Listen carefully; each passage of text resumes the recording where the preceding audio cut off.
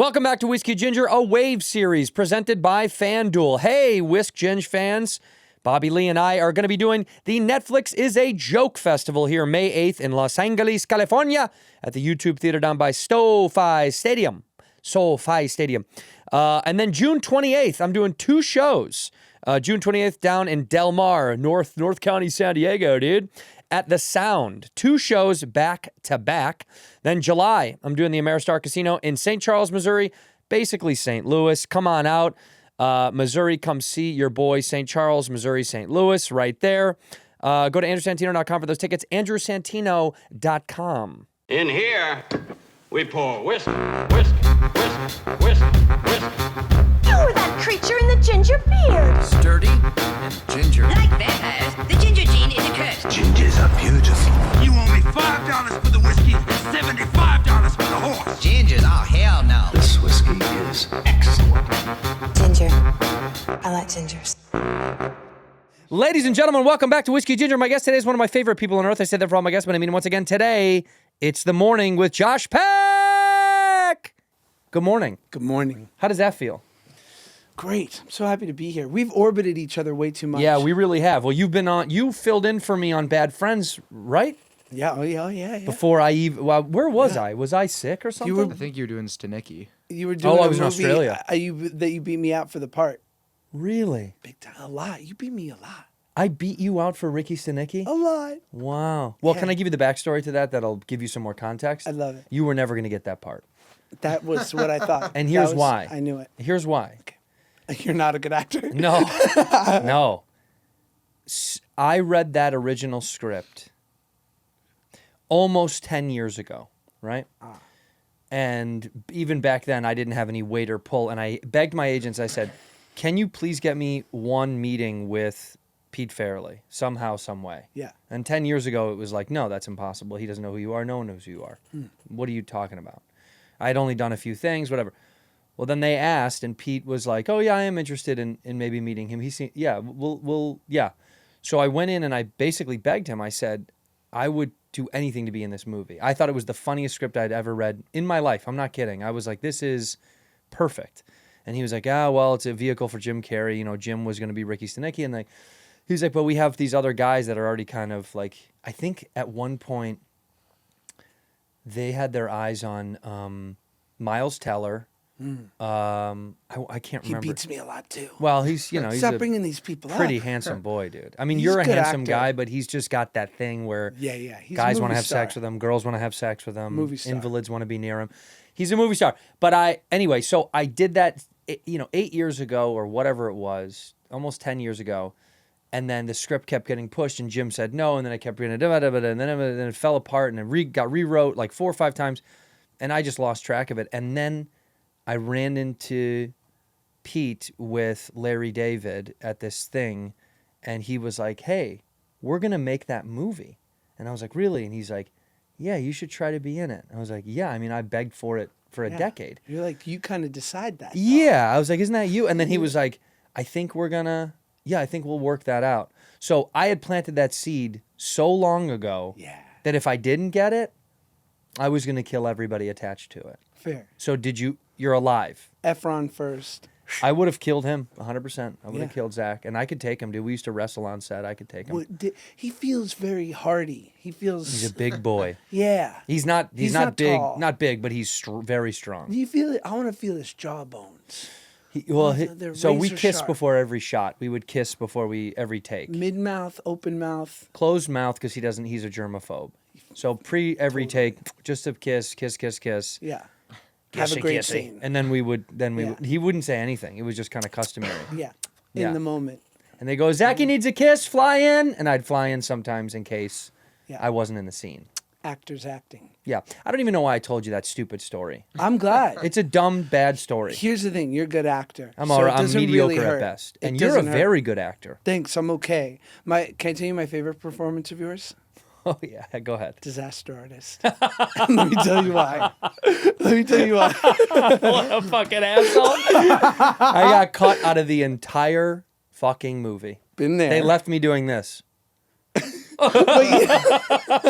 You know why? I appreciate Yeah. it because you are acting so hard in that movie. Oh my God, And yeah. that's what I would have done. Yeah. Because I imagine you were like, because this was like as you were starting the ascension, right? I was getting a little bit of love. Yeah. Yeah. And you're like, fucking Seth Rogen, Franco. Yeah. This is like, and you were like, I'm going to crush this. And I could tell that you were like, I'm going to do a fucking great job.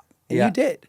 Yeah. They cut some shit out. They cut a It lot of shit happens. out, dude. They cut I so would have much been shit. right there with you, Papa. You want to know the hardest part that broke my heart about that? They don't tell you, of course, for people that don't know at home, they don't tell you that they're going to cut stuff out. You don't know until you do. And I saw it at the fucking premiere. They didn't tell you before? That's wrong. So I went to the premiere. It was at Man's Chinese, I think it was. It's a big one. Yeah, it was a big one. Yeah.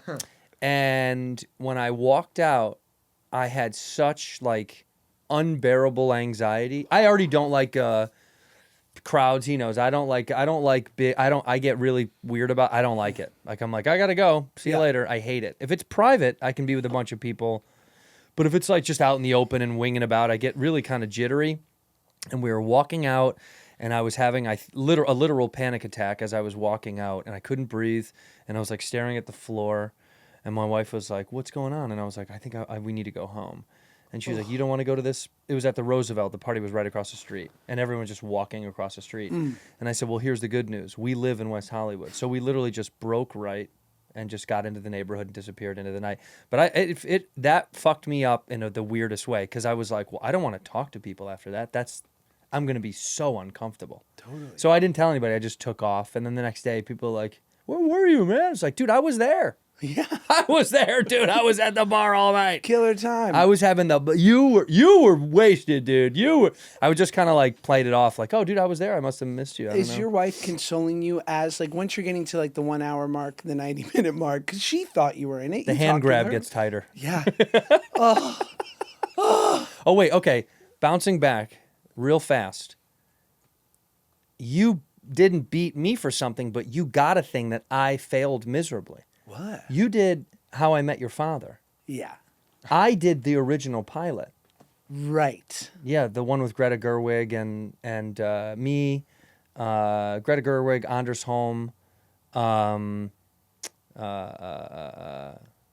What's wrong with me? And what happened with that? It was didn't- fucking unwatchable.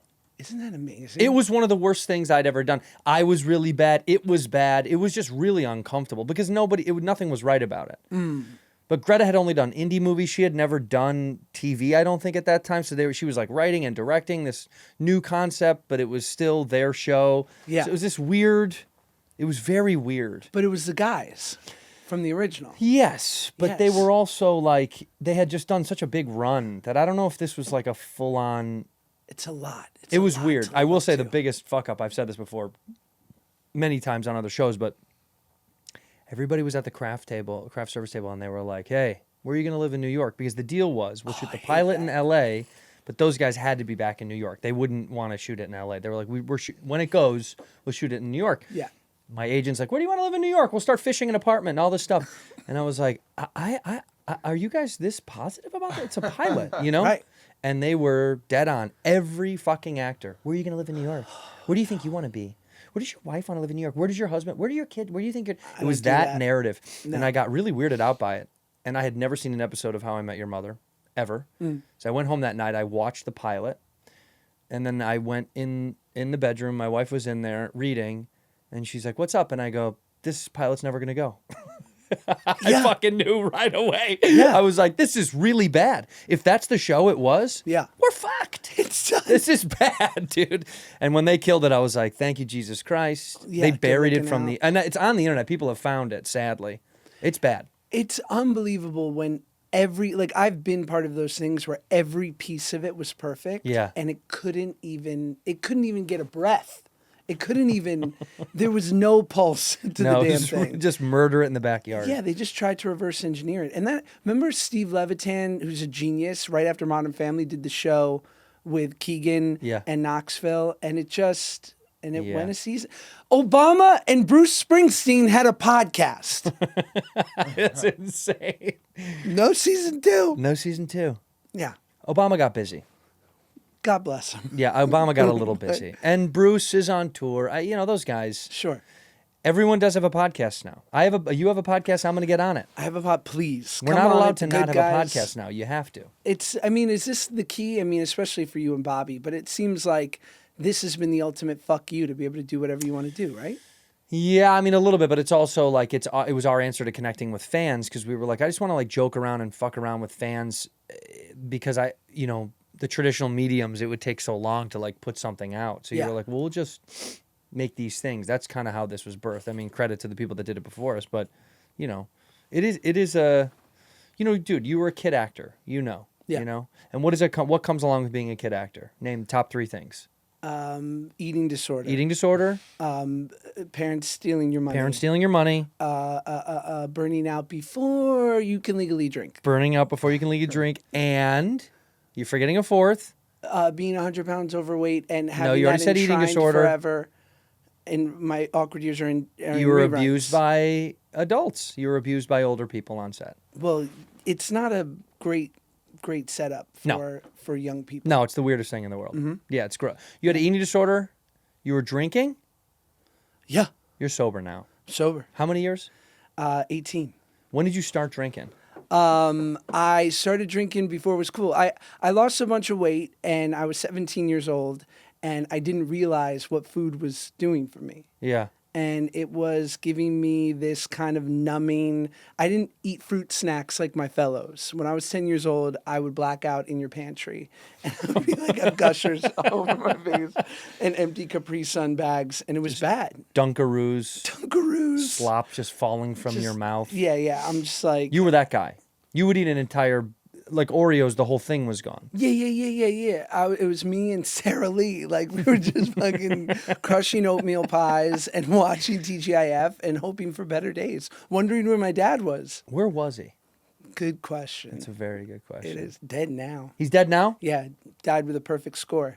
Really? Yeah, he's like, I'll never meet you. And he's fucking, yeah. You don't know how he died? Old age. Really? He was an old suitor. He hooked up with my mom at 62. He was 62 when, wow. Died in his 80s, which is great because at physicals, they're like, do you know your father's health history? And I'm like, no, but 80s. 80s is pretty good. If you can make it to 80, you're fine. Take me out. I'm good. Yeah. Well, so, and then your mom was how old when they My got... mom was older too. She was 43 when she had me. So my mom's 82 now, 81. Wow. Yeah. But your old man kicked and you never met the guy. Never met him. And respect. Yeah, good for him. Yeah, good looking out. Well, look at the opposite, though. You're raising 3 children of your own, and you're probably the best dad in the world. I think I'm pretty good. Yeah, I'm no, pretty damn I think good. you're really good. I love it. Which one do you love the most? Say it fast, say it fast, say it fast. The oldest. Yeah, of course. Yeah, for sure. Yeah. Oldest is great. And the youngest is super cute, and the middle is just like me. So I like secretly super love him. Because he's a carbon copy of you. A little bit. Like Is it boy, boy, boy? all boys. Wow. So you were a good guy. Musical theater kid fucking had his own little football team, dog. Yeah, no, you got your little stage crew. Yeah, I gotta I didn't learn how to be a man, and I have to teach these little men how to be men. But they'll be very sensitive, caring men. I hope so. They won't be brash, misogynistic dickheads because you're not that guy. Are Because you- you learned compassion because you were raised by your mother. Yes, Right. I hope so. I mean, are you past the point now? Like you're early? Do you talk about your age? Early 40s, late 30s? You got a lot of fucking nerve, pal. Yeah, bro. No, I talk openly. I'm 42. I'll be 43 this year. So you're super successful. Your civilian private life wife is amazing. Mm-hmm. Are you past that where people go like, when you're having a kid, like, do they just go like, nah, who needs We it? tried for a long time, couldn't do it, so it didn't work out, and we went through all those steps, and then we stopped. Well, now we make fun of the idea when people ask about it.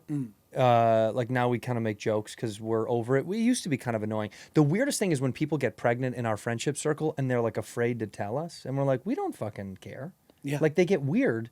They're like, I don't know if you know, but Sarah's pregnant, and we're like, that's awesome. And they're like, yeah, I didn't know if we should. I'm like, we don't fucking care. Like We're fine. Well, I mean, like we already dealt with the pain of it. It's a thing that will always exist. But once you get over it, you kind of have to accept that reality. And it doesn't mean it comes without any sort of muck, but it's weird when people kind of put it on you. They're like, You guys okay with it? You're like, we are. Like, yeah. Yeah.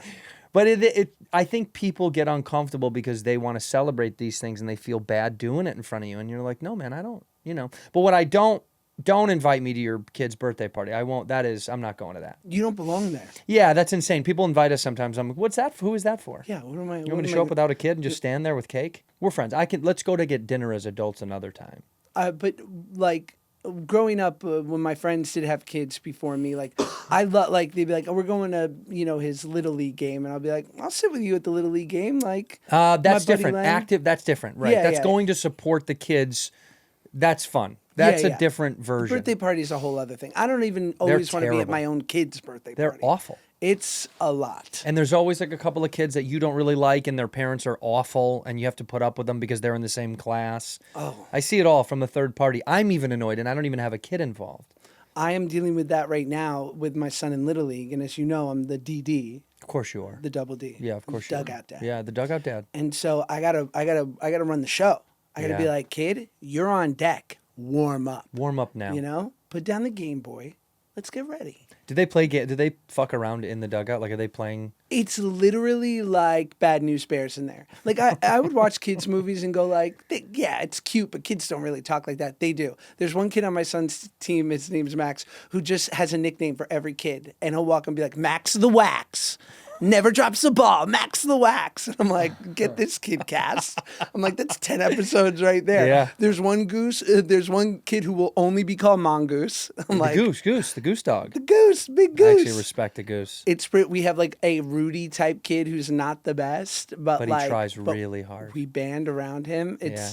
But like I notice it now because like kids are kids and like their parents will be around, and I'll never parent another parent's kid, but I will give a look to the parent and be like, stepping in? No. We all saw little Timmy. You gonna let him spit on him? You gonna let him spit like that? Right. Right at the base. He spit right on the bag. He's sitting on second base. He's sitting on it. Nothing? So you just let him fly. You do your best. I have to. I can't. The only thing I'll do is collectively, like when our little Rudy kid doesn't perhaps do the right thing and the entire team goes, Rudy! I'll be like, hey, positivity. Yeah. Like we encourage our other Good job, teammates. Rudy. Yeah. Go that way. Come on. Go that way, bud. Yeah. Who is there a kid on the team that absolutely hits dingers that you're like, this kid might be really good when he grows up? Oh, yeah. There is one. You see a moment where There's it's always like, one, huh? Yeah. And this sounds schmucky because I never want to be that dad. God bless my wife's family. My father-in-law was a quarterback for the Jets, like real athletic family. Holy shit. And thank God my older son got all of that and none of me. So there are moments where I'm like, yeah, dude. But I just don't want to be that dad and be like, how good is he? Because I hate that. I hate when Yeah, fathers- well, parents do that. It's very annoying, but sometimes it's undeniable. sometimes My buddy's there'll two be kids moments. unbelievable athletes. Like, they're shocking. I'm a little, like, awestruck by it because I've seen them as from little kids. Yeah. And now that they're, like, preteens and right around that age and young teen, and you're like, that kid's like that throw is like an adult throw. Yeah. It's a very strange thing to see when they're that young and that kind of like agile and athletic. And then the people around them are okay, but you can tell there's like one step difference where you're like, oh, he's just a step quicker than everybody. Yeah. It's very strange to watch. But I'm sure the kid is good. Do we know your father-in-law, who that was? Yeah, Ken O'Brien He was a quarterback for the Jets. for the Jets for Wow. a decade. God, that's crazy. He was real good. Now, when you met him for the first time, Yeah. was he disappointed in how little of a man you are? He must have. Yeah. I can't even imagine. Hey, O'Brien, Irish? Oh, You married into an Irish family. better believe What did your it. mother say about that? she was in acceptance. She didn't she want a nice Jewish girl? Isn't that the whole thing? I guess it can be. My mom is like, this is basically me without the acting career. Like she should have been, but she was like, oh, I'm going to, I guess, do business because I'm a single mom and have to make a living. But she's like the performer, talented, funny, great singer. So I think she loves that there's one Jewish mother in this scenario. Ah, yes. And She they doesn't want give her- competition. yeah, they give her like the stage and love to watch her do her thing. Sure. And so it's a good balance. That's good. That's good. It's great. And God, do I love the Irish. Yeah, you have to. The best. Yeah, they're kind of the most downtrodden of the Europeans. My fave. You're all Italian? 50-50. They don't Irish look like this in Sicily, do they? No, I'm They do, Irish and some do. Italian. What Yeah, there part is of the red. boot? There's red Italians. Sicilians. We're the little You're a red Sicilian? That's the name of your new special? red Sicilian. It's kind of good. It's also very good pizza. He's full Irish. This scumbag. I love that. I'm pretty Irish. Redhead Italians. Guess how much the population of Italians are redhead? How what percentage or the number? Percentage. Percentage of Italians that are redheaded. Less than 0.5%. 6. 0.057%. I was literally yeah, on the you're- money. Wow. good. Scary. Less than 0.5%. We are a very rare breed. Redheads in Mm. general. People assume that I'm Irish because I have red hair. Ironically, there's more redheads in England and Scotland than there are in Ireland. It's more of a British trait, but I am a redheaded Irishman. But yes, Sicilian and Irish, a good mix. So I could have married anybody. My parents didn't care. Yeah, you were wide open. It didn't really matter. There was no, just get somebody. Please get somebody. Do you go to the boot? I just like going to the boot because Tony Soprano We says it. Where you from in the boot? I go down. I go there probably once a year. We go to Europe almost every year for like a job or a gig or a thing, and then we end up making a vacation out of it. Yeah. It's the honestly, dude. If I had my druthers, I'd just move and never come back. If my parents weren't alive, and I want them to live for a very long time, but if I didn't have parents here anymore, Yeah. we'd be out of here, man. What about the little Korean man? Oh, I don't give a shit about that little fat turd. No. Bobby needs you. Bobby needs me until he doesn't, and then he'll be fine. Oh, He's fair going to be enough. perfectly fine. No, you know what? I think you know, the only other place that I would go to, but it would have to be when my parents are no longer here, is Melbourne, Australia. Wow. Why? One of the greatest cities on planet Earth. You love it. Hands down. Like it is stunning. The food culture, the nightlife, the weather, like it's all the things. I fucking love Melbourne. It's beautiful, man. Good coffee, I've heard. Yeah, they brag about the coffee. They love the coffee. I don't give a fuck about this whole narrative. It is good, but also coffee, mate. You know? yeah, we have coffee here. Yeah, there's good coffee. And they always everywhere. like, oh, it's not the same, mate. It's not as good. And you're Not like, as good. I think it is. I reckon it's not. It's not as good, mate. Yeah, I'm like, You guys don't do coffee the way we do coffee. Do you get different coffee? We get bitter coffee, mate. You can't get it the way that we get it. Where's the beans from? The beans are from a special part of Australia. Yeah. You can't get it where The you're middle. from. Yeah, dead center. The dead center, and we get it, and we won't ship it out. We'll just keep it local, so you can't have it, mate. You'd Good be luck. in Australia, huh? I would fucking love. Go to Melbourne once, and you'll go. I get it. I totally get it. The problem I would have to be without parent. Again, I don't want this to happen anytime soon. But the problem would be because it's so far. You go down there once, you're like, this is repulsive. It's a long. It's repulsive. It's a schlep. It's absurd. It's a schlep. What? When you were on the flight, you sat in the back in the middle row, didn't you? Yeah, I was in the middle seat to Ozzy, but it wasn't that bad because everyone said it was gonna be the worst thing ever. And then you sleep for 8 hours, and that's most of the flight. Well, That's he's all code word for Xanax. Yeah, You're Xanax. on 8 Xanax. Well, he's 26, so he's got teenager brain still. So you know, like He's he wearing lives free. Birkenstocks Yeah, he's and wearing socks. Birks. He's built for the middle seat. Yeah. What are you gonna say? I was just gonna say the reason that Australian coffee is so good is because 95% of them are independent, so there's just a higher, they care more about the coffee. It's less chains. Less chains. Well, how about this? I don't like chains either. I still drink from home. I refuse to go to these chains. Huh. Not interested in you. Not interested in Starbucks and Pete's and Coffee Bean. And these are, I'm not interested in these. What's your setup at home? I got a couple. I have as many as you can dream of. I have really? I have regular drip. I have French press. I have espresso. We got it all. Jeez Louise. You come over to my house, you need a coffee?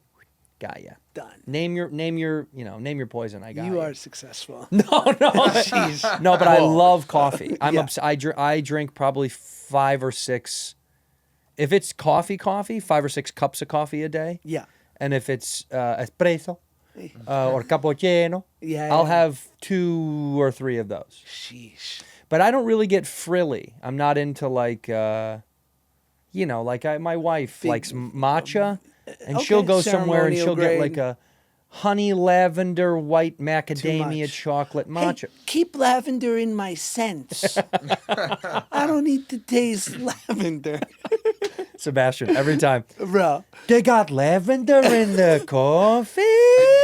I just talked about this on my pod the other day. I brought so my 3-year-old is so cute, and he's potty trained, but he has a little bit of he got a little anxiety when it comes to number 2. Me too. Who doesn't? I know. He likes to do it at home. Yeah, me right? too, dude. So he winds up holding it all day, right? Yep, I've done that. So the other day we go to this LAFC game, this soccer game, and the Maniscalco family is sitting right in front of us. I notice it, right? Yeah. Sebastian's there, beautiful family, his gorgeous wife and kids, and I'm there with my oldest son and my middle son, who's 3, and he's tooting. My 3-year-old's tooting He's letting them rip. because he's been holding. It's outside too. LAFC, it's an outdoor stadium. It's so outside. yeah. But it's the wind around. Okay? He's crop dusting the Maniscalcos.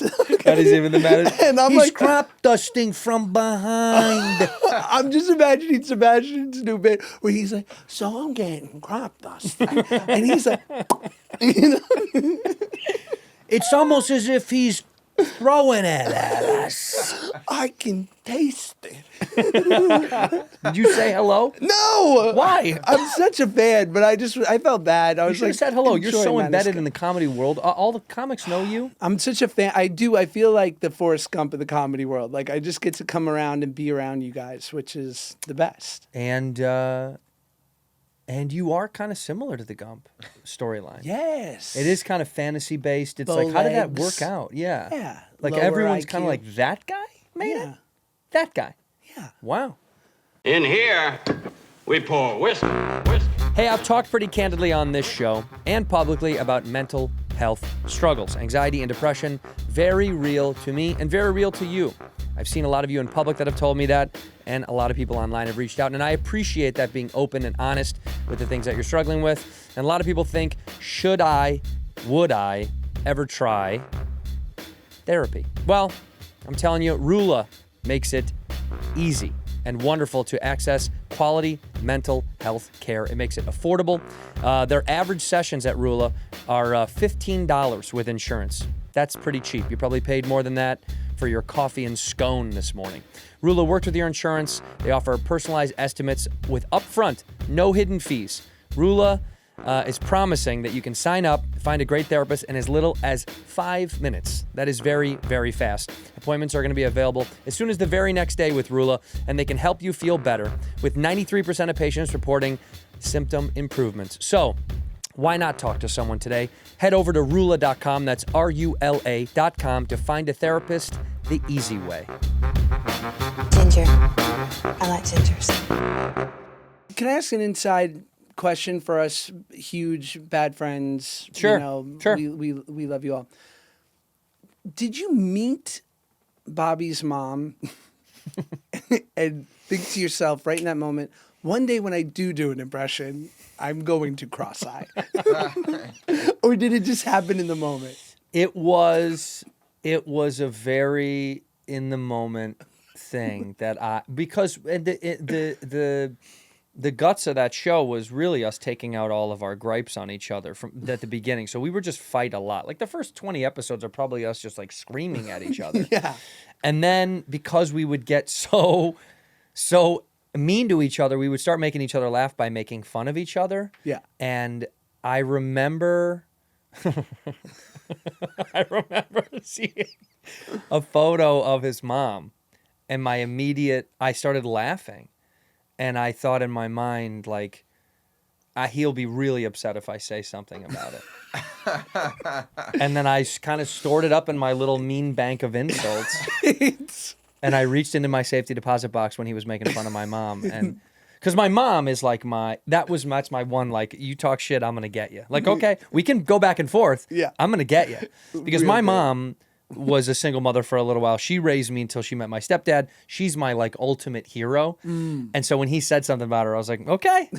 Okay, buddy, you want to go? Let's do it. So that little moment in time was an absolute, Bobby Mom was a complete accident. Like, it was not, it was in the moment because of all this fuel that I had. And the funny thing is, to this day, it's the most popular part of my presence on the show. Yeah. And we would have never, when we recorded that, we would have never even thought that. Like, it was just us fighting. Yeah. We thought nothing of it. And then it's somehow the internet took it, and it's funny what the internet takes. I mean, your whole career, stuff that like people took and put on you or like personified you that you were like, really? That's cool that you like it, but I didn't even think that would be like a thing that people would attach to. Yeah, you know what I mean? I can't believe how memeable Drake and Josh has become, and to this day I still see them today. Yeah, and it's funny because when we made the show, it was just like a popular kid show. Yeah. But it was a kid show, so it never like broke through as like something like Friends or anything that like some crazy, really super popular sitcom. And so now when people bring it up, they'll be like, what was it like, man, at the prime, at the top? I'm like, the top was 5 years ago when I was 34. Right. And we hadn't shot it for 15 years. That's crazy. Because of reruns and just I was like, these lines that have become so quotable and iconic. Like when we did them, we knew they were funny, but we didn't think they would take on a life of their own. So it's great. But it's because of the way you guys look and are on the show. It was almost like it's just, I don't know, like some things just make sense that they kind of get into the cultural zeitgeist. I don't know why, but you definitely don't know when it's happening. No. That's impossible to know. No. Well, like there was a great show, you're 39? Mm-hmm. There was a great show called Pete and Pete. Do you remember Pete and Pete? I worked with those guys. You did? Yeah. Wow. Yeah, my first movie was a movie called Snow Day when I was 12 years old. Yeah. And it was the writers of Pete and Pete and Chevy Chase, Chris Elliott. Oh, I know. I remember this movie. Iggy Pop. That's right. Pam Grier, Gene Smart, craziest cast. Yeah. And it was I think, probably one of the few movies that they wrote. It was such an iconically odd show. It was so ahead of its time. The music, the intro music, he has no idea about that. He's too young. And it's crazy to me because his generation would have fucking loved that show. Yeah. It was like way ahead of the curve. Because They'd play a lot of 90s Nick when I was a kid, though. Well, yeah, Like, sure. They did the repeats all of that it. program But it wasn't block. like in your cultural youth, like it kind of shaped that. I worked with Artie, the strongest man in the world, an actor named Toby Huss, who's an incredible actor. I worked with him on this awful project that I can't believe he was a part of because he's better than that. And I was like, I have to do this. Yeah. But I remember learning it was him, and I was like, that was you on because I had recognized him from. He is the Sinatra impersonator in Vegas Vacation going, on the strip where we live. Hey, kid, Nick Papa Giorgio. He gives him the Papa Giorgio. He gives him the fake license on the strip and he takes the photo and he's singing Sinatra. He's like crooning on the street. And I think he had told me the story that he got the job because he was doing a Sinatra bit or impersonation, or he was like doing a bit. I'm going to fuck it up if Toby ever hears this. I'll be like, that's not right. But he was doing that impression. And it got wind from the producers. They were like, we want him to do that on the movie. So it was like interjected. I don't think it was supposed to be I don't think it was written. They found out and they were like, that's how he gets the license from this guy selling fake IDs on the strip. Whoa. It's incredible that back in the day you did have these things of like people fall face first into the movie world. And that does not happen today. I mean, regardless if he was an actor trying, today it's like everything is so calculated. Yeah. There is no like, yeah, he just got in.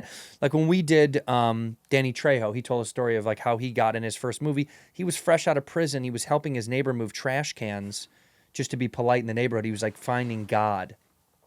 And God told him to do acts of service. So he would go do acts of service in his neighborhood. And a friend of a friend whose garbage can he was, helping move was a producer. And they were like, hey, we need guys, background guys that look like prison guys. You want to go make $100 a day? And he was like, hell yeah. And then he went and he was commenting. He was like, well, that would never happen in a prison. That's not how that works. Right. And the producer was like, how can you set it up? So he did. And then eventually they were like, let him read the lines. Yeah. And he got the part. He's built. It's crazy. He was built for but that it. just doesn't happen today. It's just not a part of the culture. What does happen today? Well, nothing. I mean, we're all out of work. But that's true? Yeah. Is that the case? Yeah. The irony of the writer's strike on top of COVID, on top of whatever. Yeah. We were like, it's going to come back bigger than ever.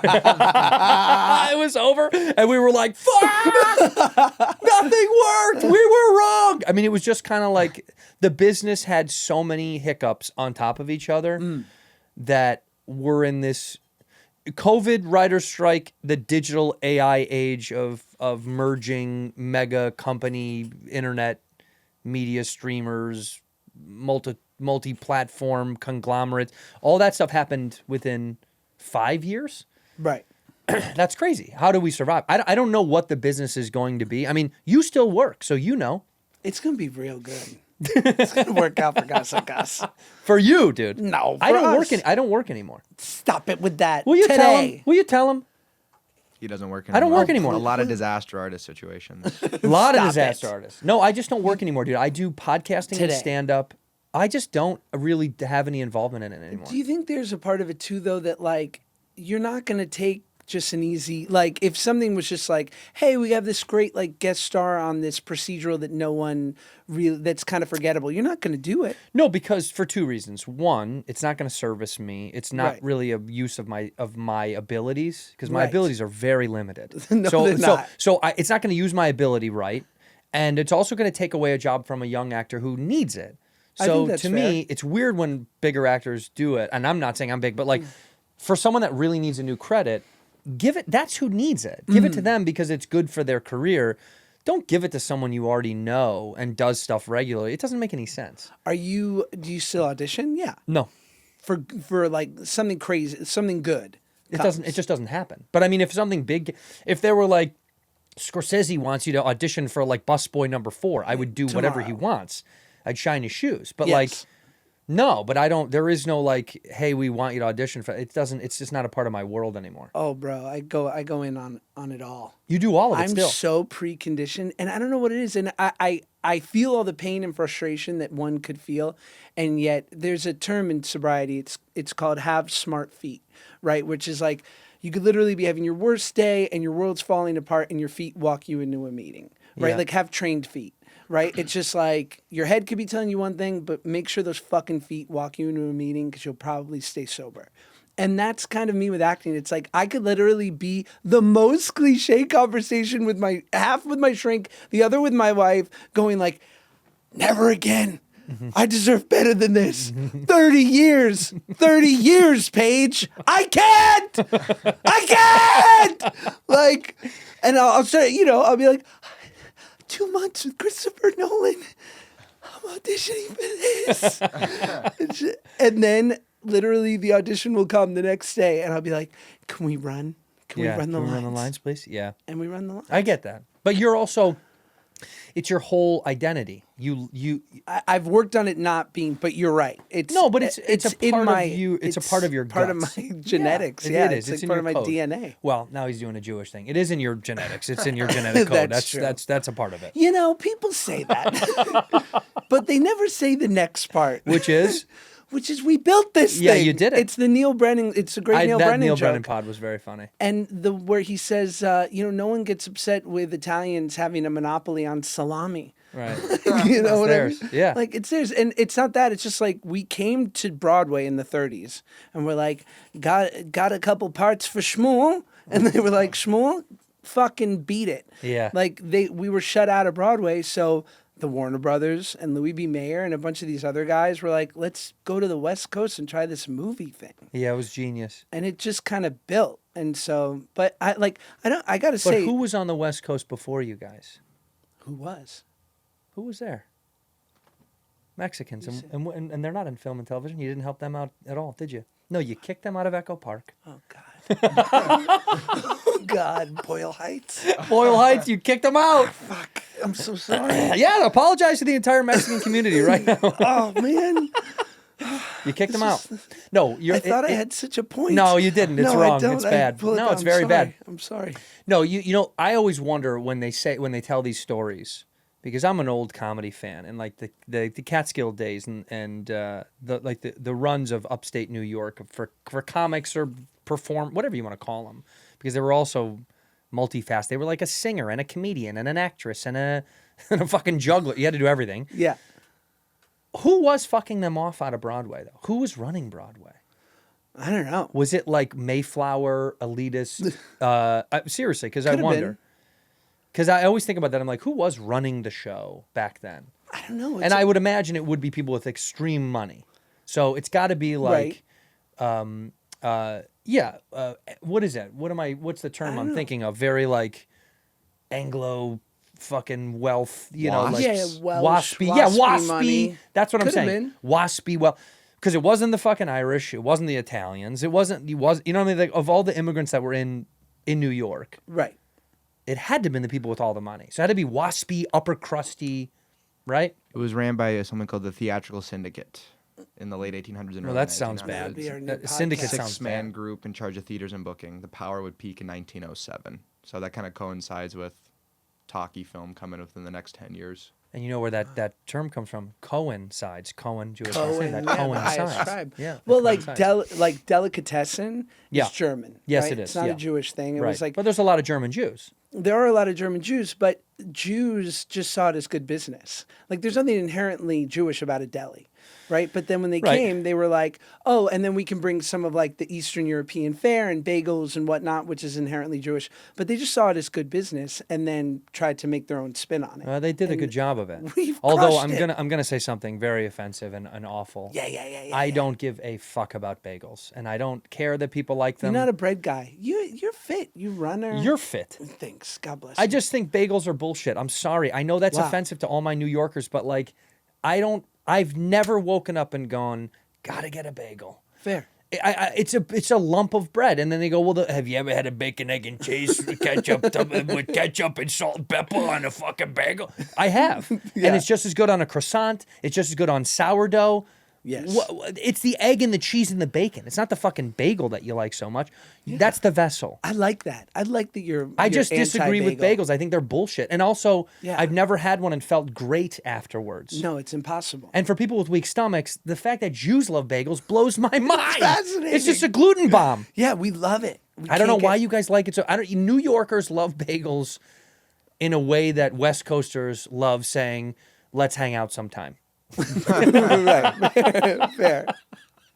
We Yeah. love it. It But looked like Broadway was started by a lot of Russians and Germans that started in the vaudeville circuit. Germans, wow. But vaudeville. dangerous. Get out there and dance. Unser Okay, 1, 2, 3, let's go. Backstep Kickball Change. Unser zu the Grapevine. For intermission, we're going to sit around and stare at each other. Don't say a word. Even Just look. Even the Marx Brothers were banned from the vaudeville circuit because they played a show in England before they went over to Broadway. Well, the Marx Brothers were German Jews. Yeah, I know. That's what I mean. They're Jews. Right, so they Jews. were German, and they were like, we love these guys. And they're like, we're Jewish. They're like, go to the West Coast.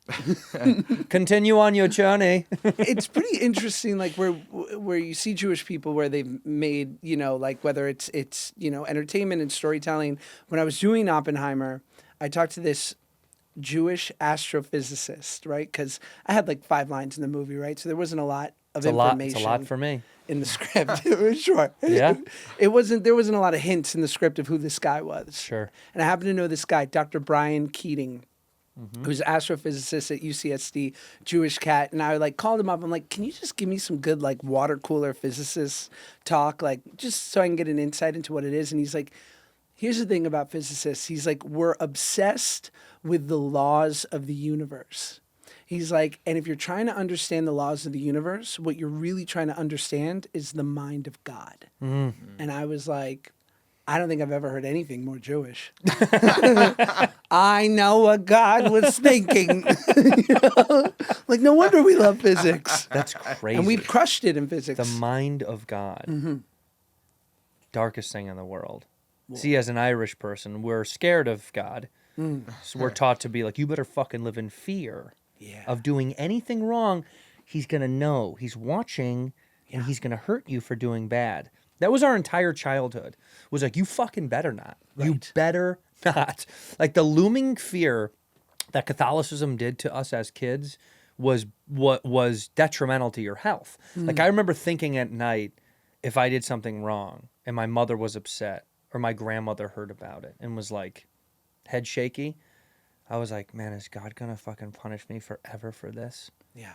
And the time that I stole someone's bike, I harbored that forever, thinking this is gonna ruin my future. And of course, we couldn't have kids, so that's really what it came.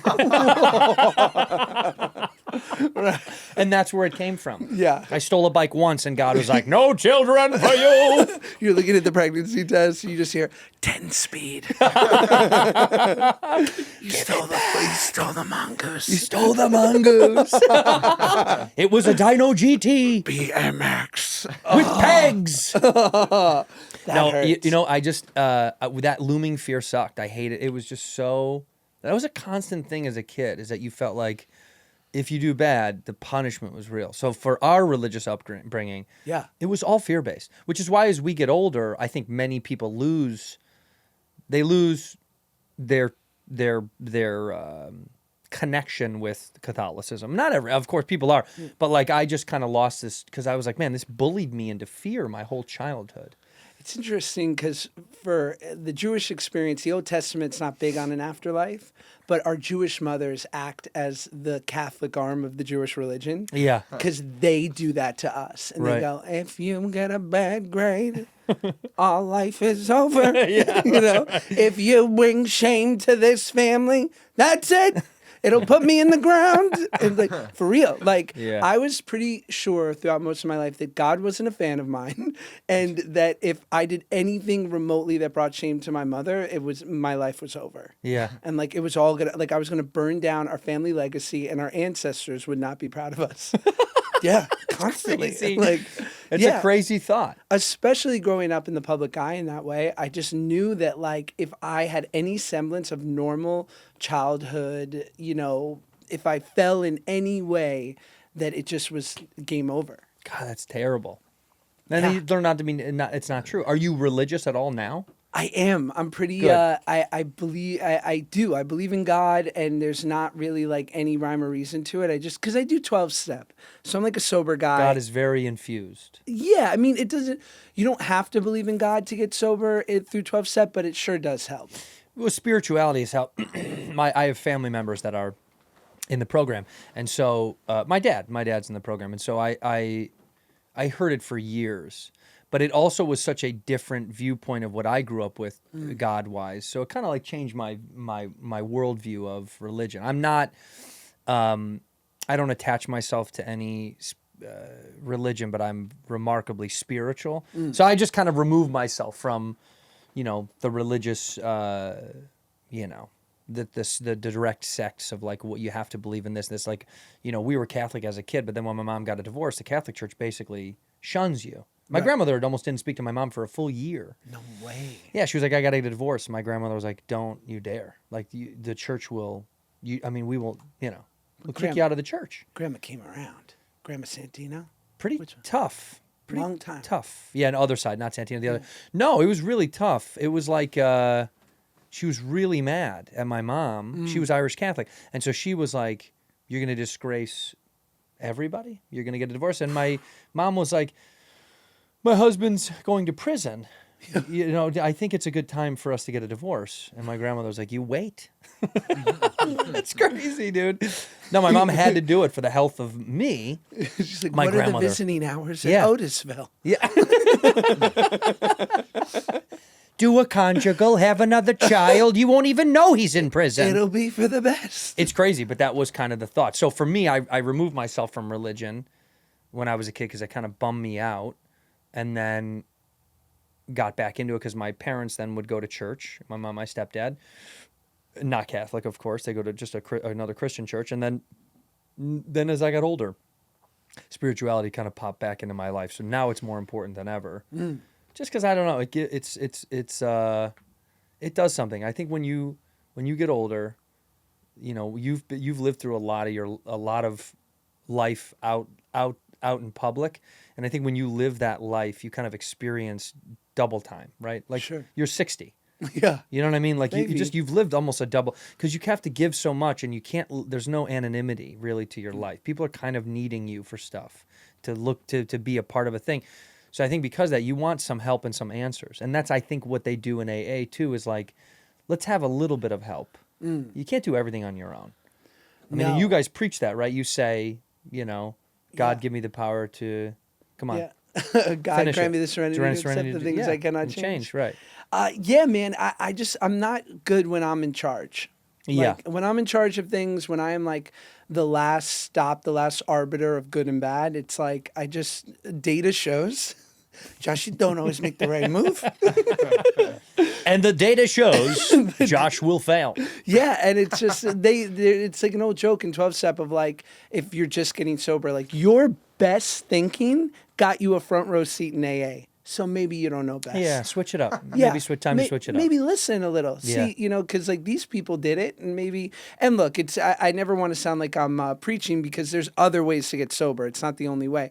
But for me, it was helpful, and I don't know. I find it too with like my wife's grandfather. Started going to church every day in his 60s. I don't know if he did it before then. And like I hear that of a lot of people, where it's like, once you've done the things of this earth, right? You had a career, you raised good kids, like basically all the cash and prizes. Like you look at your life in your 60s and 70s, like the only one to really get right with is God. Yeah. Like that's why I think people kind of go back. Like you hear Chrissy D's mom going to church every day. The Yeah. Chris DeStefano, like Yes. Lynn, God bless her. Like I respect, because it's like, what do you do then? Like, Well, I think it's also because many people are, well, we all kind of want answers, and you start to really look for them as you get older. You don't need a lot of answers when you're young, because you think you have them. And then Yeah. you get older and you're like, I'd like to have some sort of idea of what's my positioning, what's my meaning. You know what I mean? I think that's what you get older, you kind of want to know. yeah. What's my purpose? What am I doing? And it kind of helps a lot of people build purpose, whether it's through sobriety, whether it's through, a lack of certain things going the way that you want them to, whether it's can't have kids, or you got a divorce, or you never were married, or I think people just kind of want to feel whole. So they go, well, let me find some answers. And I think spirituality helps people get a little bit of a grasp of themselves. It helps you answer your questions about your purpose. Like, what do I want to do? And you find out for yourself. That's the funniest part. They're not giving you answers when you walk in somewhere. Right. You kind of discover it on your own. In here, we pour whiskey. Support for today's episode comes from Square, the system powering almost every place that I ever go. If you've ever tapped to pay and thought, that was fast, but ding, it was probably Square. Whether you're selling lattes, cutting hair, you're a personal trainer, you're a painter, or you're running a cute small business from your garage, Square has been helping people for many, many years. Without running yourself in the ground, they help you run your business the efficient way. Square is incredible. You've seen it literally everywhere. And they're not just a point of sale. Square includes hardware that works in person and on the go. Doesn't have to be just stable in your place of business. Take it on the road. Software they have for managing your staff, marketing, and customer insights. Banking tools like Square Checking to get paid instantly. Doing everything in one place. You don't need an IT team or a degree in accounting because Square is there to help you move your business forward. And right now, listeners can get up to $200 off Square hardware when you sign up at square.com/go/whiskey. That's Square, SQUARE.com/go/whiskey. Visit Square to get started, because the right tools make all the difference.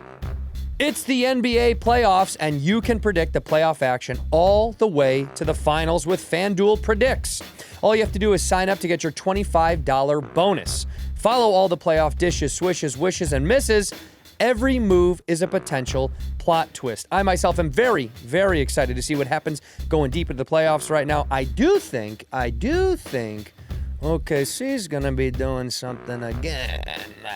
Predict the spread, the total points, and even game-winning moments that make the playoffs, where one run, one rebound, one shot changes literally everything. You know this is when it gets good here in the NBA. You can predict everything. Basically, everything you think can happen, might happen, could happen, you can predict. From opening tip to the final buzzer, stay locked in with every pass, every play, and every moment that moves us closer to crowning a champion. Sign up now for your $25 bonus on FanDuel Predicts. Offered by FanDuel Prediction Markets, LLC, a registered futures commission merchant, 18+. Bonus and non-withdrawable and expires 7 days after receipt. Trading derivatives involves significant risk and may not be suitable for all investors. Manage your activity with our consumer protection tools. Restrictions apply. See terms at FanDuel.com/predicts/bonus offer terms. Bonus/offer/terms. Ginger. I like gingers. But I also think you have to reconcile, like, if you're not Mozart, like, your work's not that important. Straight Even up. his wasn't. Yeah, again, no, his shit was pretty important. But Yeah, like, but I mean, on the scale of everything, no, who cares? It's fine. Yeah, I mean, like I always like we had Mr. Beast on the Good Guys on And the his work is podcast. much more important than Mozart. Maybe the most. Yeah. No, but like I jokingly, and granted, he's 27, right? But I mean, his effect on the world, right? Like he's trying to help child slavery with the chocolate trade, right? Like this is his entire chocolate company is so that there's like not children doing labor in countries, right? Good like God. he's having such a positive effect on people and places and things that I get annoyed when people want to know when you're going to settle down. I'm Yeah. like, maybe that's not for you. Right. Right? Maybe you got bigger fish to fry than like having 2.5 kids and like living in like a townhouse. Sure. Right? Like Sure. you're helping the world. He's doing something. Yeah, like So yeah, what do you want him to quit doing something? I'm like hyper focused on that. Maybe you don't need to like worry about the stuff that we civilians worry about. It's because we get kind of fascinated with this idea that once I get to think, I've had this conversation with many friends. Once I get to blank, then I will be or feel blank, right? Whether it's money or a promotion or a house or a car or living somewhere. Or, I think we do this a lot as humans. So we go like, well, if I had Mr. Beast's money, I wouldn't be doing nothing. Right. It's like first of all, no, because to get to his level, you would have to have the drive to do a lot of things a lot of the time. Right. And it's antithetical to his being to go, I'm done now. That doesn't make any sense. Right. He wouldn't have got there in the first place if that was his attitude. Right. And also, when you do get to the place, whether it's money, people say, well, if I made this money, I'm good for life, right? Well, when you do get to that place, your life is remarkably different than when you thought about it before. Right. So clearly, that would never be the case. It's like someone in high school being like, they never change. You're like, change a lot. Yeah. Please change. Change the Change. most. Your brain is the worst right now. So like Oh. gain perspective. So with the Beast thing, I'm always shocked because he will receive ultimate criticism. How could he not? You know what I mean? Like that is Sure. going to happen because you're the guy. But I think what's fascinating is now he has like a responsibility, unfortunately, to do stuff. Yeah. Like now more than ever, you're like, well, you can't quit because you've created something. You do a lot of philanthropic work. You help a lot of people. Now you kind of have to keep doing it. I hate to tell you, but it's almost like it's a good burden to bear. It's a great burden to bear. And like he'll do these things like trying to combat, child slave labor to, building wells in Africa, like and this is like a monthly occurrence. I'm like, just this alone, like you've earned your right to be on this earth, right? Yeah. You've More so. You've more than. rang the gratitude bell. Like I always say, like giving back is sort of like your cover charge on existence, Yeah. right? And I'm like, and you're doing that on a monthly basis. I'm like, whatever. And of course, the world has criticism because it's what we love to do. Yeah. I'm like, your presence is such a net positive for this world, and you're a mensch. You're a sweet kid. I've So, heard he's a like, good guy. He's a good dude. Meanwhile, he's doing all that good, delicious work, and Bill Gates is with Russian prostitutes. So Bill. we learned that our nerd hero is a pervert. It's so funny. He's like, he's a billionaire, and we're doing a lot of stuff with the Gates Foundation. Also, yes, I was with a couple of hookers once in a while. What are you gonna do? Oh man, It's crazy. It's crazy. He had a company meeting and talked at the company. You know this? He brought this up at the company meeting because they were doing like a, hey, we want to come clean, and he was talking to the company to have to have your boss being like, and yes, I made mistakes with hookers, and yes, I did. It's such an insanely funny thing in my mind. Whoa. Like tech guys getting talked to by this tech god and being like, and I also love Russian whores. What can I? It's crazy, dude. It's crazy. I just feel like, Bill, you know what you should be most ashamed of? Windows is still not great. It's still not great. It's not. It's It's just not not good. the Mac OS. It just wasn't what we thought it was going to be. So many iterations. I know. I've been to Best Buy many times. I bought the upgrade. I got the CD-ROM. No. And it's just not. Jobs is dead, and they're still making better shit from the grave. Yes. It's crazy. It's unbelievable. And Jobs didn't pass the torch, by the way, because I don't know if they've made anything good in a long time. But they're still making good stuff. Apple is the same. These are the same things for how many years? It's kind of the How same. many years have we had this now? Yeah. It's the same thing. Mine has one less camera. Yes. Yeah, that's what they changed. They actually downgraded. As I went up, they took it away. Yeah. Because I got I wanted the thinnest phone. The great Robbie Hoffman has a bit about how Steve Jobs would be rolling over in his grave if he saw what they did with the iWatch. Oh, yeah, yeah, He'd be yeah. like, this? Yeah. This is what you It's came terrible, up with. dude. This thing on your wrist. It's so goofy looking. It's just it doesn't feel. It feels like he might have had a different. Yeah, I wonder what he would have created had that been. What would be the next iteration of a mobile phone device? And you know they worked on those Meta glasses, and I got sent original pair of Ray-Bans that could take video. Yeah. And then that was kind of the beginning of the end to me because I was like, oh, when Meta glasses are real, when it's fully integrated in there, not just for video and sound, I was like, we will reach a time when people are talking in public to not you. It will just be droves of people near each other speaking to whomever they're looking at in their glasses. It's coming, baby. It's great. Log in. I welcome the end. Yeah, it's here. It's already here. Great. Yeah, you want to be over. Listen, I always say this about God. I'm like, whether God exists or not is above my pay grade. I just act as if, because I think under this social contract, the rules of this simulation, it works out in your favor for the most part. Yeah. Being I'm not built to be a scoundrel. Like, it's not my thing. No, you're not I really can't a scoundrel excel. boy. I don't excel. What- Some people do. Is there not me. anything that you haven't done yet that you want to do before you go? Oh man, I want to try beignets. I never tried it. In New Orleans. Seems bomb. Isn't that what it is? In the donuts. Yeah. They're very good. Didn't we Cafe have those? du Monde. Yeah. Powdered sugar. You've been there, Irishman? Yeah, we went down on there. tour. Wow. On tour, this kid Nolans? we went everywhere. We went everywhere. You Man. can't. You can almost. I've been to every state in the United States sans 4. Wyoming. Wyoming, I've been to. South Dakota. No, I've never done the Dakotas, which bothers me. There's not a lot of people there. I don't know why I've never done the Dakotas. Okay, two more. You All can right, get so it, I you've been to promise. Wyoming. You've probably been to Alaska. They want to see you. It's funny because I canceled a trip to Alaska this past year. We were supposed to go. One more. Okay. There's got to be a fucking... It's kind of an easy one. There's got to be a Zanies in New Hampshire. Well, New England is easy because when you're on tour as a young guy, you go all over New You England. do it. Is there a Helium in West Virginia? West Virginia, you got to go somewhere else. Oh, man. Virginians are kind of one of those places you're like, well, this is on the way through another place. Right. But there's one and it's easy? Yeah. I figured you'd get it right away. The Dakota's so hard. Because when you go to if it's nothing in the Northwest, like you already just named, where's the other very odd place to go? Wyoming, the Dakotas, Montana, Idaho? Tip it out, baby. No, Idaho's wonderful. I love Idaho. That is fabulous. Coeur d'Alene. Coeur d'Alene's Boise. the best. Can you imagine Don't tell us, anybody. Come on. If we start talking about it, people are going to start going. us in Boise? Please. We would fucking clean up. I actually love Boise. I had family so there. much fun. Okay, tip it out. Tip it out. Think about it. Tip it out, man. Minnesota, Wisconsin. Tip it out. Tipper Gore. Yeah? Yeah. Where does she Al live? Gore's wife. Minnesota? No, you've definitely been there. I shot my special there. Tip it out. What's the tips? Look at the tips. The tips of the country? Yeah. Washington? Maine? Maine.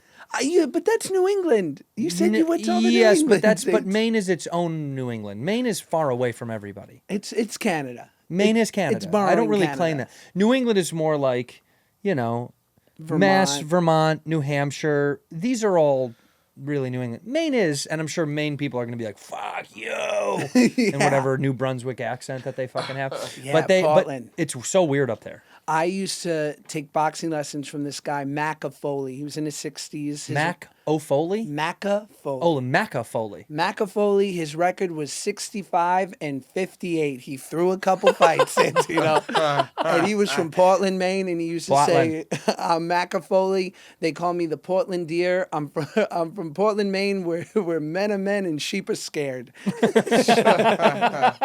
was the best. Macca Foley. He was Yeah, the best. Maine has this.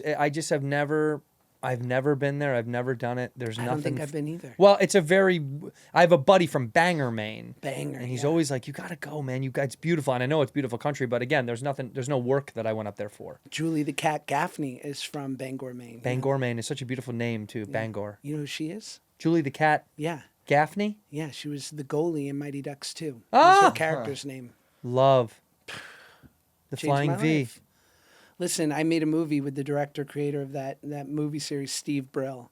And I know wasn't in a Steve, good yeah. place during that time, I'll be honest. Were you using? A little bit. Yeah. Just a taste. And I would just make a lot of Mighty Ducks references to him all the time, whether he liked it or not. He did not. He would give me notes. And I'd be like, do you want me to do this like when Julie the cat stepped in at the end of Mighty Ducks 2 and you know, like, and did a glove side save that won the game? And he'd be like, you'll never work again. I'd be like, for a while, you're right. For a while, I didn't. Do you still work? Do you know Steve at all still? I don't. Like, you know, God bless him. I'm sorry about that. I'm going to text him right now and tell him that I'm with you, and he's going to make some more Mighty Ducks references. Yeah. Please do. What do you think he's going to say? I tell him I owe him a 20-year-old amends. I'm literally going to tell him that I'm with you, and I'm going to say that. Solid. You should. With Josh Peck, he says, get fucked. Perfect. Love He it. says, I owe him a 20-year amends. okay, he owes. And I hope I'll that- finish this after the pod. I'm going to sit there for an hour texting him. No, but that, you know, Mighty Ducks was such a good movie. I get doing that as a kid. If I got to work with someone when I was young Yeah. and bring back my youth, like, I was obsessed with Batman.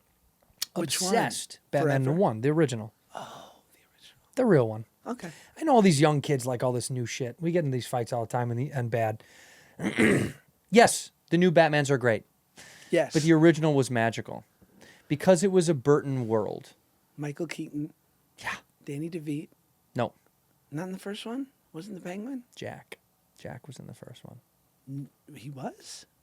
He was the Joker. It's Michael Keaton, Got it. Jack, Nicholson. right, and who was the female lead? Zendaya. Kim Basinger. Or Basinger? What is it? This is a Family Guy joke. Basinger? Which one is it? Basinger? It was such an incredible movie. It was like one of the greatest. Wow. I was obsessed. So, like, you know, if I ever got a chance to work with, like, Burton, I'd freak out. I would talk about Edward Scissorhands incessantly. I would want to ask a million questions. I get that. I get when people do that. You're like, how could I not? Like Farrelly, when I worked with Farrelly on that movie, it was impossible to not want to say stuff. I didn't because I brought up a few things. Dumb and Dumber. My greatest childhood memories were with Dumb and Dumber. Me and my friend Sean would sit in my mom's basement and we'd rewind the VHS until we wore it out. We wore it out because we'd rewind scenes like 10 times so we could watch them again and again and get the cadence of Jim and like get the joke beat and like understand the rhythm of the writing. I watched that movie so many fucking times, it's absurd. I would see like little tiny like mistakes that they'd make. You start to find them all. It's crazy. Like I asked about, because I know Pete notoriously puts his friends in all of his films. He's an extremely loyal guy. So every one of his friends over the years has had like a little piece of every film. And there was a scene, where in the background there's a man pissing on the side of a building when they get robbed from the little old lady on the cart when they go to get groceries. I was like, who is that guy? And he's like, oh, that was a high school friend of mine. That's funny that you saw that. Because there was a man just... It's so funny. It was such a throwaway, but he's far in the background, but he's just pissing on the side of a building. You see his back, and you see him shake off. And I was like, that had to have been... And he's like, yeah, that was a high school buddy. And I was like, that's so cool. To be able to, like, throw those little pieces in there. That's when comedy movie making was at its most fun. Now, comedy movie making doesn't exist. It died. It's weird. It's just... Sinners was hilarious. Now that was a comedic powerhouse. Yeah. They just don't exist anymore, man. They don't want them. They're not interested in them. They're all for streamers. People don't want to go to the theaters and sit and watch a comedy and laugh together because Think so? I know so. You know so. People don't. They just don't want to do that anymore because of us. We fucking ruined it ourselves. The internet is comedy all day, every day, any time of the day, whenever you want it. Totally. And it's an endless stream of like joke, comedy, meme, joke, sketch, It's so constant. It's not rare. Yeah. So it'd be hard to sell a comedy to a theater audience now. But wasn't that Conan's joke, or didn't he say something to that effect? Like, I can't beat a woman walking into a glass door at the grocery store. No. Like, he just was like, that's like, and that's what we're bombarded with, like fail army or whatever it's called. Like Love fail army. Yeah, or like just people slipping. Like, Yeah, you know, it's funny. It's Getting hard kicked in to the beat penis that. still is funny. It was funny 10,000 years ago. I'm sure cavemen were like, ooh, and they saw someone get hit in the wiener. Yeah. It's still funny. Farting is still funny. The simplest things are still funny. So when we try to make these big productions to fight against massive superhero or thriller, it's comedy was perfect for the time that it was the biggest in the theaters because it was kind of a relief from society. We all wanted to laugh together. So the comedy boom of film, it was because of the culture. Yeah. Lauren says that about SNL, and it's my favorite quote. He goes, "You want to know what's going on in the world? Watch SNL. You may not agree with or like SNL or whatever, but he's right. SNL is always commenting about culture and what's happening now. That's why it's a fucking weekly show. It's happening right now. Yeah. Which I always loved about SNL is like they're talking about it now. You may not like the take, but that's what's happening now. That's what's existing now. Comedy in theaters was doing that, and then the president's on his fucking Air Force One calling a reporter a pig, and you're like, well, that can't be beat. I can't beat him being like, you're a little piggy, you're a stupid little piggy. That's the president on his plane. I told you. I told ya. I told you I was coming. I mean, seriously, you can't beat that. So like people are getting that on the fucking news. Why are they going to go buy a $40 ticket to see it in the movie theater? It just doesn't add up. I've always though thought like I would just love to see SNL if they gave themselves a month. I agree. Might be pretty good. I agree. You know? But you know what the other problem is? Comedy doesn't age well usually. And the more time you're able to spend on some of that stuff, I think, ironically, the worse it would become because you would overthink it to death. But was it built in the 70s on the we'll just do coke all week and write this out and bang this out? And they should still be doing that. The problem is everyone's a sober dork. Took the coke out. They took the coke out. They hired a bunch of intellectual, funny, smart, cool young kids instead of coke addicts, dissonants, and lunatics and rejects of society. For sure. That was the problem, is that the show progressed to a place where they wanted young, intellectual, very smart, writing, quick, cultured. They used to have, it was the Bad News Bears. It was the bad kids. It was the fuck-ups, the drug addicts, the goofballs, the show-up-lates, the not-show-ups, the weirdos, the unfortunate-looking. I mean, there were some, Lauren casts cute people now. It used to be like uggo-wuggos. I mean, that show had some hideous-looking fucking people come across it. The best. And that was what you wanted, was weirdos. But now they're selling TV. But They're selling Pepsi at the, you know what I mean? Like the commercials are, you want to sell these people, so they got to be kind of good to look at. But didn't they recently, like last week, do something where they surprised one of the performers, like mid-sketch? I don't know. Yeah, and they called it out mid-sketch. Like a couple they used to do with Stefan, how they would switch right, the cards. right. Except they called it out in the sketch. They put down that the cards were switched and Ashley Padilla and Ryan Gosling were breaking, and it was very funny. Oh, that's good. I think that's going to be the next level, right? Because, like, what's the best, in my opinion, the best sketch every year is when Jost and Che switch jokes. It's by far the greatest. It's genius. But you can't do it more than once a year because it would then lose all of its fun. Right. Yeah. But that, to me, those two bits have the same element, right? It's like they've now brought the audience in on this, like, surprising of the performers. Like, maybe you can't make it as ultra polished as it once was because... Sure. Yeah, it's... I don't know. I like, people loved Adolescence, right? Which was like the show shot in, each hour was shot in one take, and it was brilliant and genius. And my feeling was the only thing that would have made it slightly better would have been edits. Try it. like, I think that'd be good too. Like Birdman was good. You could have cut it up. We figured a way. Like, There was a few ways to slice that up. Yeah, we figured out a way. I mean, editing is a powerful tool. Editing's sick. Well, editing is the actual secret ingredient for comedy. Truly. 100%. Editing is the secret ingredient for comedy. And live editing, which SNL does sometimes, which because they're cutting away. Yeah. That is a dance in all of itself. Like what they talked about, I think Bobby Moynihan talked about the greatest live cutaway ever is Anything to Keenan. Anything to Keenan is fucking perfect television. Literally. Because even when he's not ready, the fuck up Keenan is just as funny as the he knows it's coming. It's brilliant. So like that's the truth about the true secret of comedy, whether it's a special or a sketch or a TV show. The editing that's the real magic. And is it that way on specials too? I 100%. imagine it's like you have to be surgical with the edit. Yeah, you do. I mean, look, you could just hold it on a one shot of somebody, but there's something about really good editing in a special that does something for the power of the joke. It does something for the movement of the, and that the directing and editing of a special doesn't get enough credit. Yeah. A lot of people don't know that, but it's hard to communicate that. Americans don't give a fuck. Right. They're like, well, I just saw a clip on YouTube for shorts. Right. You know, and it was a fucking long shot, one shot. Who cares? Right. Because they're just inundated with who gives a fuck. It's slop just to consume it. So it's hard now to be creative and artistic on a special because I think people just are a little I don't know how much people care as much as they used to.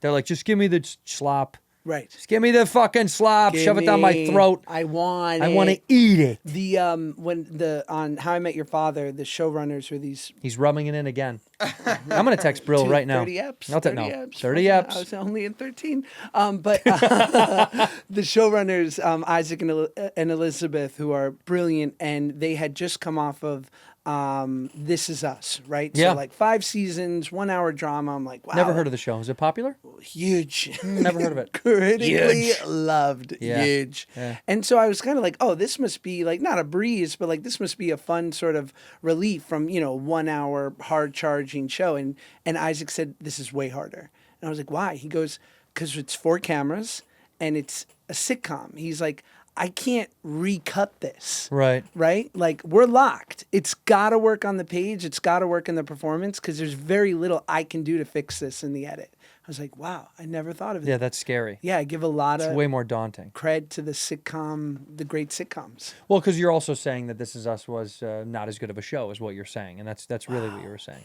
Wow, I was? Yeah. Was I? No, I love this. It's a great show. Milo Ventimiglia. I just met Milo Ventimiglia and Jesse Metcalf. I am their ugly version. Think about it. Yeah. Not ugly. You're there. They weren't done. Yeah. Yeah, they didn't finish. God left a little 3D clay. You're like the 3D printer, and it just kind of it's getting as close as it can. Yeah. I got some bad edges.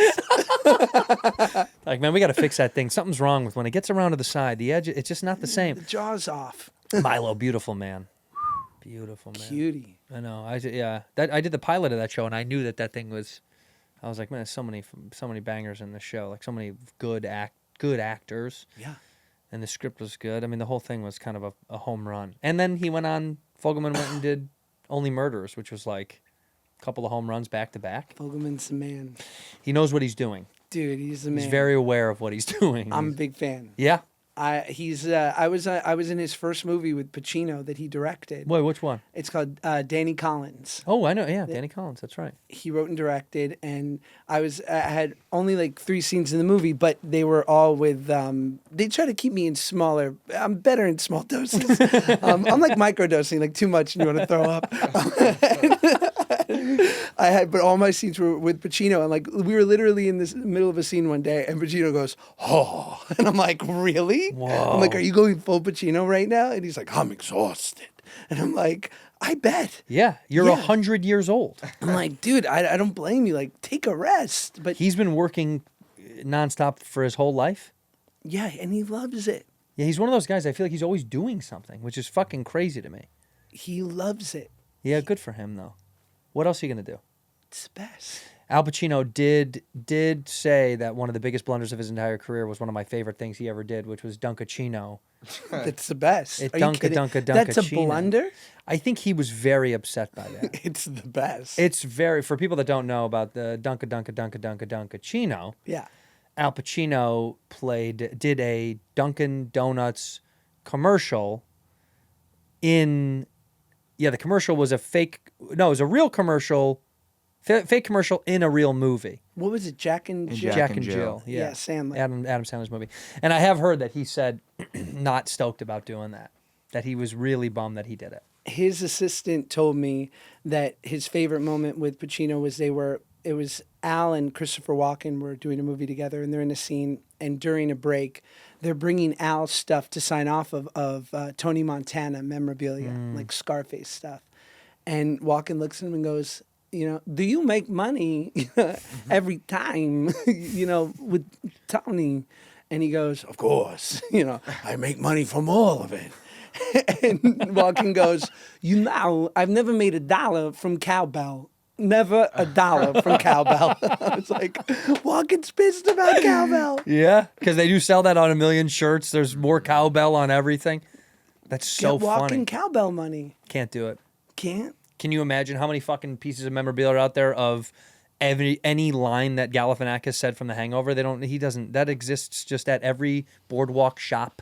Yeah. Do you know what I mean? That's just a part of the culture of America. It's like, well, we're gonna sell that. You're not gonna see any of that money. No. No, that's just you became an iconic character or a thing you did. It's over now. You just got to let it ride. Don't I know it? Well, No you're gonna be just fine. No residge. No residge whatsoever. Break open your the SAG-AFTRA app. Let me see. I'm doing all right. I'm doing all right, but not in that. Oh, do you like looking at the residuals tracker on the SAG-AFTRA app? Oh, I've done it before. Yeah. Once in a while, I crack it open. I just want to see what's going on over there. And like $38. I'll take it. I caught once in a while weekly too. Oh, really? It's a gift. It's a gift. It's fun. It's a gift. I go, I'm glad I did that voiceover 11 years ago and $1.89's coming in. It is fun to get a couple of bucks from something fun. It's great. You're going to work for the rest of your life. I'm going to blessed. come and do your podcast. Good guys. You're going to make me drive all the way. All the way Santa out to Monica. Bakersfield as far. Yeah. That's where you do it, in Bakersfield, right? We do it in Temecula. Oh, my Wine God. Country in Temecula. Oh, well, that's fine. We're, Lancaster. I'm going to come adjacent. do your pod, Good Guys. Yes. Because you are a good guy. You're actually a as great are guy, you. and I love having you on the show. I want to thank you for being on the show. We end the show the same way. You look into that camera and you say one word or one phrase to end the episode whenever you're ready. Nope. In here, we pour whisk, whisk, whisk, whisk, whisk. You were that creature in the ginger beard. Sturdy and ginger. Like vampires, the ginger gene is a curse. Ginger